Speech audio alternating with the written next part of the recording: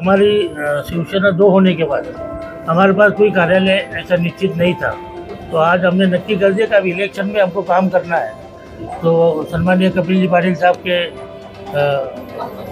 माध्यम से हम लोग यहाँ पे उद्घाटन किया है। तो इलेक्शन को देखते हुए ये ओपनिंग किया और हमेशा महायुति के सभी कार्यकर्ता तैयारी में लगे हुए हैं। मुझे पूरा विश्वास है एकनाथ शिंदे साहब के नेतृत्व में और दोनों उप मुख्यमंत्री अजित दादा पवार और देवेंद्र जी के नेतृत्व में महाराष्ट्र में जिस गति से विकास हो रहा है, वो गति को हमको कायम रखने के लिए फिर से एक बार महाराष्ट्र में महायुति की सत्ता आनी जरूरी है।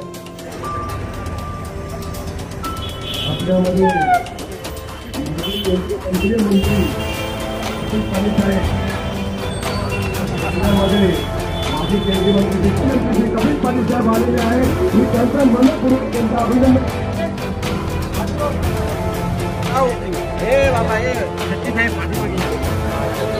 गणपती बाप्पा आपल्या जी प्रतिनिधी होती या कार्यक्रमाची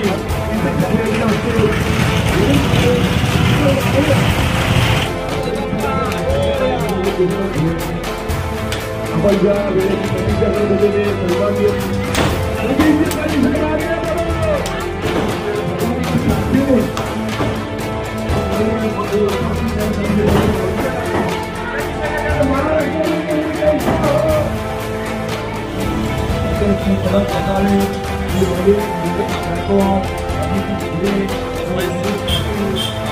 सर्वांनी महाराष्ट्र मुख्यमंत्री कैसा हो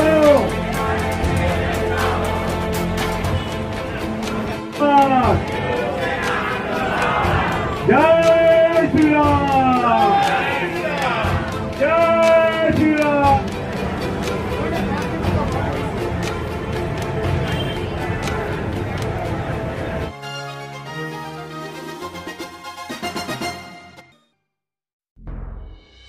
शिवसेना पार्टी भिवंडी शहर जिला प्रमुख सुभाष माने जी के जनसंपर्क कार्यालय का उद्घाटन पूर्व केंद्रीय मंत्री कपिल पाटिल जी के हाथों रिबन काटकर किया गया। बता दें, तस्वीर भिवंडी के अशोक नगर की है और इस उद्घाटन समारोह में महायुति के सभी पदाधिकारी कार्यकर्ता मौजूद थे।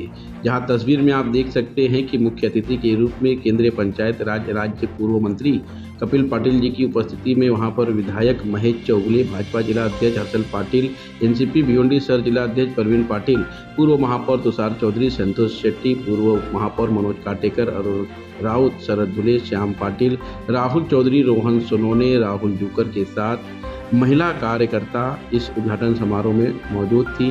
बता दें कि रिबन काटने के बाद पूर्व केंद्रीय मंत्री कपिल पाटिल ने पत्रकारों से वार्तालाप करते हुए अपनी इच्छा जाहिर करते हुए कि आगामी विधानसभा के चुनाव में महायुति के उम्मीदवार मजबूती से चुनावी मैदान में उतरेंगे और विजयी भी होंगे, इस तरह की इच्छा जाहिर की। लेकिन वहीं बता दें कि जब हमने शिवसेना पार्टी के भिवंडी शहर के जिला प्रमुख सुभाष माने जी से बातचीत की तो उन्होंने भी अपनी इच्छा जाहिर की विधानसभा चुनाव के उम्मीदवार के रूप में, और क्या कहा ये सुनते हैं। माली साहब क्या कहेंगे जिस तरह से आज यहाँ पर जनसंपर्क कार्यालय का उद्घाटन किया गया, महायुति के सभी पदाधिकारी मौजूद थे, ये कार्यालय चुनावी स्तर पर किया गया है या फिर ये पैसा के लिए? नहीं, आप सबको मालूम है कि कुछ ही दिनों में इलेक्शन डिक्लेयर होने वाला है। तो हमारी शिवसेना 2 होने के बाद हमारे पास कोई कार्यालय ऐसा निश्चित नहीं था, तो आज हमने नक्की कर दिया कि अब इलेक्शन में हमको काम करना है। तो सम्मानीय कपिल जी पाटिल साहब के माध्यम से हम लोग यहाँ पे उद्घाटन किया है। तो इलेक्शन को देखते हुए ये ओपनिंग किया और हमेशा शिवसेना के लिए, महायुति के लिए काम करने के लिए ऑफिस खोला गया है। किस तरह की तैयारी जो है पाटिल साहब ने जो बताया कि हम लोग की मांग करना हमारा काम है, निर्णय लेना उच्च नेता एकनाथ शिंदे साहब, फडणवीस साहब है, अजित दादा साहब है, वो लोग निर्णय लेंगे। लेकिन आपके माध्यम से मैं कपिल पाटिल साहब को भी कहना चाहूँगा कि भिवंडी पूर्व शिवसेना हमेशा लड़ी है, 2 बार जीती है, 1 बार हारी है। तो मैं उनको भी रिक्वेस्ट करूँगा कि ये भिवंडी की पूर्व की सीट है, ये शिवसैनिकों की भावना है। यहाँ के शिवसैनिक के पश्चिम जो भाजपा लड़ रही है, तो पूर्व की सीट शिवसेना को मिले, ये सामान्य शिवसैनिक की भावना है। उस तरह से हम लोग प्रयास करेंगे। हम आदरणीय मंत्री जी को भी ये कहेंगे कि हमारे लिए ये सीट आप हमारे लिए सिफारिश कीजिए। सुभाष मानी जी इच्छुक है?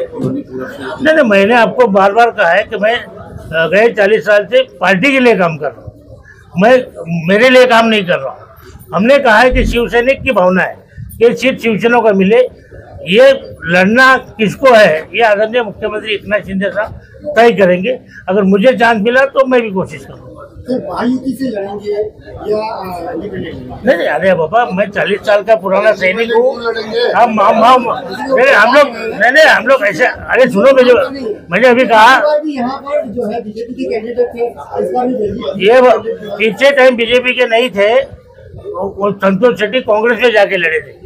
लेकिन मेरा कहना है कि मैं 40 साल का, मैं शिंदे साहब का सैनिक हूँ, बाला साहब का कट्टर सैनिक हूँ। मैं आज़ाद नहीं लड़ूंगा, मैं महायुति के माध्यम से ही लड़ूंगा।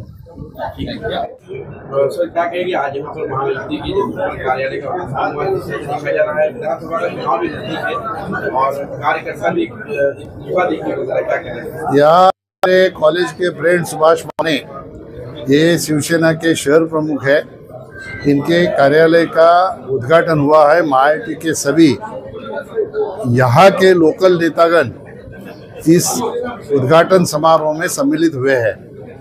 निश्चित तौर पर हमारे देश के गृह मंत्री अमित भाई शाह, इन्होंने पुणे में भाजपा के कार्यकारिणी में कहा है फिर से एक बार महाराष्ट्र में महायुति की सत्ता हमें लानी है। महायुति की सत्ता लानी है तो सभी महायुति के जितने हमारे मित्र पक्ष है, सभी ने एक साथ में आके काम करके फिर से महाराष्ट्र में अपनी सत्ता लाने का काम हमको करना है। उस हिसाब से हम लोग महायुति के सभी कार्यकर्ता तैयारी में लगे हुए हैं। मुझे पूरा विश्वास है एकनाथ शिंदे साहब के नेतृत्व में और दोनों उप मुख्यमंत्री अजित दादा पवार और देवेंद्र जी के नेतृत्व में महाराष्ट्र में जिस गति से विकास हो रहा है, वो गति को हमको कायम रखने के लिए फिर से एक बार महाराष्ट्र में महायुति की सत्ता आनी जरूरी है। महायुति की सत्ता आने के बाद जो महाराष्ट्र हमारा 3 नंबर पे गया था, इस 2.25 साल में हमारे इन तीनों नेताओं ने महाराष्ट्र में इतना विकास किया कि महाराष्ट्र को फिर से एक बार अव्वल स्थान पे लाने का काम किया। अभी महायुति के कार्यकर्ता खाली तय नहीं करेंगे, जनता ने भी तय किया है कि फिर से एक बार महायुति की सरकार इस महाराष्ट्र पे लानी है और इसके तैयारी में महायुति के सारे कार्यकर्ता लगे हुए हैं। सर, देखिए, सीट के बंटवारे को लेकर जो है कहीं न कहीं कार्यकर्ताओं ने, देखो, बंटवारा करना हमारा काम नहीं है, हम तो सामान्य कार्यकर्ता है। बंटवारा करने का काम हमारे ऊपर बैठे हुए शीर्ष नेता है, सम्माननीय मुख्यमंत्री जी है, दोनों उप मुख्यमंत्री है और भारतीय जनता पार्टी का तो दिल्ली का हमारा जो कोर टीम है वो तय करेगी कि कौन सा सीट किसके पास जाएगा। लेकिन महायुति में जितने हमारे कार्यकर्ता है, सब सशक्त कार्यकर्ता है। हर एक को लगता है कि मुझे लड़ना चाहिए। अगर किसी को लगता है उसको लड़ना चाहिए तो वो जगह पे उसने दावा करने में कुछ गलत है, ऐसा मुझे लगता नहीं है। किसी भी सीट के ऊपर महायुति का कोई भी कार्यकर्ता दावा कर सकता है। वो कब तक? जब तक किसी के हिस्से में सीट ना जाए तब तक। एक बार किसी के हिस्से में सीट गई तो महायुति के कार्यकर्ता एक होके तन मन लगा के जो भी उम्मीदवार महायुति के माध्यम से आएगा उसका काम करेंगे और सरकार लाने के लिए अपना योगदान देंगे।